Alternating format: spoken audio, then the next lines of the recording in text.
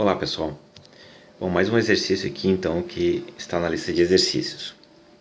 Então esse exercício aqui é sobre máximos, na verdade máximos e mínimos, né, de derivadas racionais, em particular esse aqui está relacionado a máximos. O exercício diz assim: determine o vetor unitário na qual f de xy cresce mais rapidamente num ponto P e determine a taxa de variação de f em P nessa direção. Tá? Bom, então nesse exercício ele tem itens A e B. Esse aqui é um dos itens. Então a f é dada por essa expressãozinha aqui. F de xy então é a raiz quadrada de x quadrado mais y quadrado. E o ponto P é o ponto de coordenadas 4 menos 3. Bom, para a resolução desse problema, né, a gente lembra então que é uma função f, a derivada dela, né, a derivada direcional, a direção v, ela é máxima quando o v tem a mesma direção do vetor gradiente. E ela seria mínima se fosse menos o vetor gradiente. Mas nesse caso, então, a gente está pedindo maior crescimento, então ela vai ser a máxima.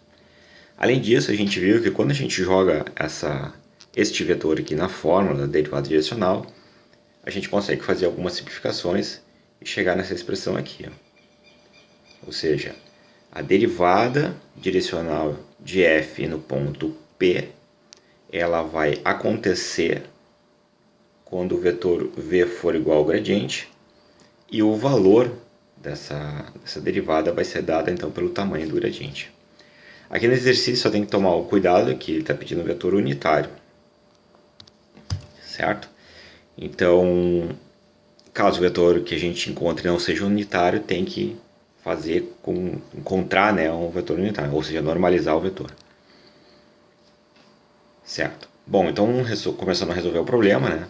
Então a gente sabe que o vetor u, o vetor de direção, ele vai ser o máximo quando ele estiver na direção do vetor gradiente. Ele for igual, né? A gente pode pensar que ele for igual ao vetor gradiente. Então o vetor gradiente é esse cara aqui, né?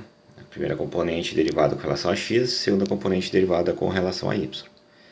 Como a nossa f, então, é este carinha aqui, né? A gente pode reescrever como sendo x quadrado mais y quadrado, tudo isso elevado a 1 meio. Então a gente deriva primeiro essa função com relação a x, depois deriva com relação a y. E aí, simplificando, a gente obtém então aqui o vetor gradiente. Isso aqui é o vetor gradiente num ponto xy qualquer. O que nós queremos é no ponto x igual a 4, y igual a menos 3. Substituindo esses valores aqui na expressão do vetor gradiente, então a gente vai encontrar o vetor gradiente neste ponto aqui, de coordenadas x igual a 4, y igual a menos 3.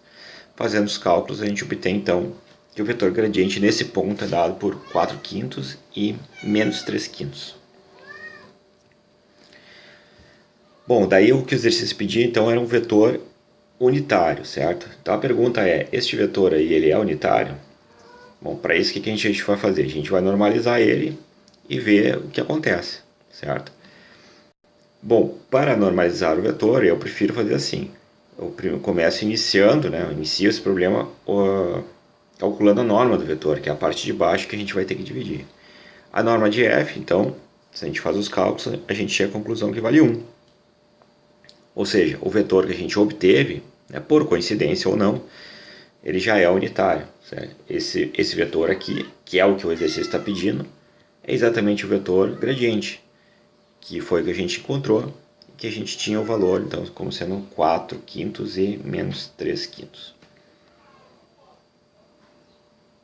Agora o valor máximo, né, nessa direção é obtido por derivada de f na direção v no ponto 4 e menos 3, onde o v, então, é o vetor gradiente normalizado, certo?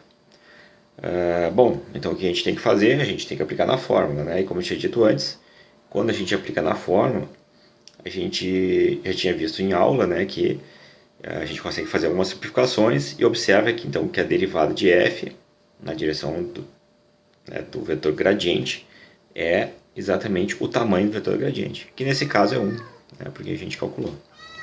Então aí resolve essa questãozinha aí. Um abraço, pessoal.